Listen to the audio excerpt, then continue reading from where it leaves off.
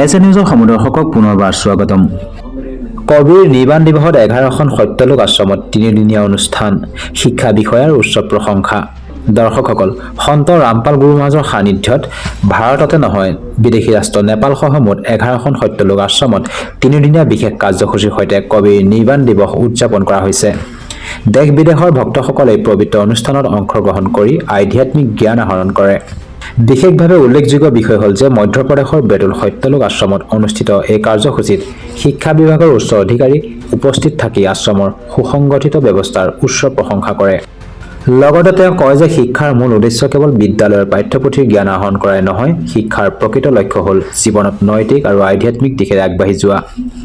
আজিৰ যুগত ছাত্ৰ-ছাত্ৰীসকলৰ বাবে আধ্যাত্মিক শিক্ষাৰ প্ৰয়োজন অত্যন্ত গুৰুত্বপূৰ্ণ। সন্ত ৰামপাল গুৰু মহাৰাজৰ সত্যলোক আশ্ৰমত যি ধৰণে আদৰ্শমূলক পৰিৱেশত আধ্যাত্মিক শিক্ষাৰ প্ৰচাৰ কৰি আছে, তাক আন্তৰিকভাৱে শলাগিছে শিক্ষা বিভাগৰ উচ্চ অধিকাৰীগৰাকীয়ে। এই সন্দৰ্ভত চাওক এক বিশেষ প্ৰতিবেদন। दर्शकों, जैसे कि कबीर साहिब जी के निर्वाण दिवस के उपलक्ष्य में जो कार्यक्रम है उसमें कुछ मेहमान आए, उनसे बात करेंगे। नमस्ते सर। नमस्ते सर, आपका क्या नाम है और क्या परिचय है सर? शिव प्रसाद परियार, पाली से बिलोंग करता हूँ और एडिशनल डायरेक्टर शिक्षा विभाग प्रारंभिक शिक्षा बीकानेर से जुलाई 2022 में सेवानिवृत्त हुआ।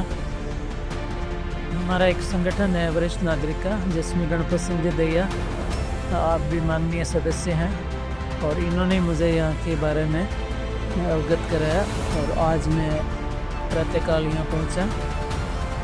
मुझे यहाँ कबीर साहब के बारे में आपके द्वारा जो पुस्तकें हैं, आपके द्वारा जो ज्ञान दिया गया उसके बारे में, सत्संग पंडाल में भी जो ज्ञान की वर्षा हो रही है, इन सारी बातों से अवगत हुआ। सुमेर जी जंगीड़ भी मेरे साथ बहुत ही सहयोगी के रूप में हर गतिविधि से अवगत कराया। प्रदर्शनी में भी आप लेके गए और प्रदर्शनी बहुत अच्छी लगी। सार गर्भित प्रदर्शनी है। जैसा कि सर आप शिक्षा विभाग से जुड़े हैं और शिक्षा का दौर है आज। जैसे एक तो अक्षर ज्ञान होता है, भौतिक ज्ञान होता है, उसके साथ साथ बच्चों को आध्यात्मिक ज्ञान की कितनी आवश्यकता आपको क्या लगता है? बिल्कुल बहुत आवश्यक है। आज के इस पीढ़ी में जो बच्चों में अनुशासनहीनता देख रहे हैं, चरित्र का जो हनन भी अपन देख रहे हैं, आए दिन अखबार पढ़ते हैं, मीडिया देखते हैं, तो बच्चों में संस्कार का होना अति आवश्यक है और ये संस्कार अध्यात्म के सिवा और कहीं नहीं मिल सकते हैं। तो मुझे लगता है कि बच्चों को संस्कार देने के लिए आध्यात्मिक ज्ञान भी उनको अनिवार्य रूप से दिया जाना आवश्यक है।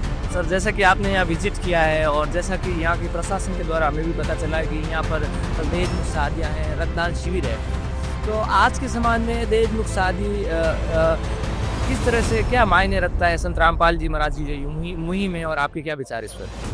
बहुत अच्छी मुहिम है, क्योंकि जो गरीब परिवार है वो ये जो रमणी की जो परंपरा यहाँ इस रामपाल जी महाराज के द्वारा चलाई गई है, ये बहुत अच्छी परंपरा है।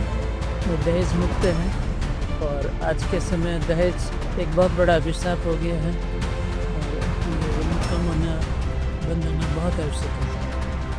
एक चीज़ और मैं आपसे जानना चाहूँगा, जैसे कि सुना है संत रामपाल जी महाराज के फॉलोअर है जो मृत्यु भोज जो करते हैं उसमें नहीं जाते हैं, तो आप एक शिक्षा से जुड़े हैं, क्या मृत्यु भोज समाज के लिए ज़रूरी है?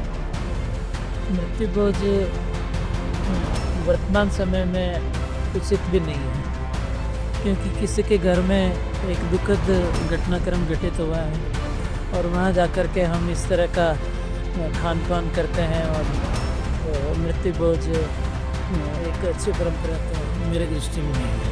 कबीर साहब जी का निर्वाण दिवस है, संत कबीर जी के बारे में आपके क्या विचार हैं? कबीर साहब का ज्ञान तो बहुत सार्वभौमिक है। कबीर साहब का ज्ञान हर संप्रदाय ने ग्रहण किया है। मैंने गुरु ग्रंथ साहिब का भी अध्ययन किया, कबीर साहब की वाणी वहाँ भी है। तो कबीर साहब सार्वभौमिक संत हैं, महापुरुष हैं। और वो लास्ट सवाल, आप यहाँ आकर आपको कैसा लगा, क्या महसूस कर रहे हैं? बहुत अच्छा लगा, बहुत अच्छा वातावरण है, अनुशासित है, साफ सुथरा है, सेवादार सेवा में तत्पर हैं और भोजन प्रसाद बहुत व्यवस्थित रूप से सारी सेवाएं व्यवस्थित हैं और मैं बहुत ही आनंदित हूँ, प्रसन्न हूँ। आभार रामपाल जी महाराज का, सेवादारों का।